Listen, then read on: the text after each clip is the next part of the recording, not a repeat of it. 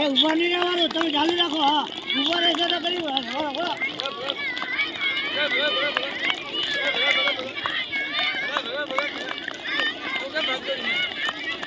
અમારા ભાઈ હોશિયાર રહ્યો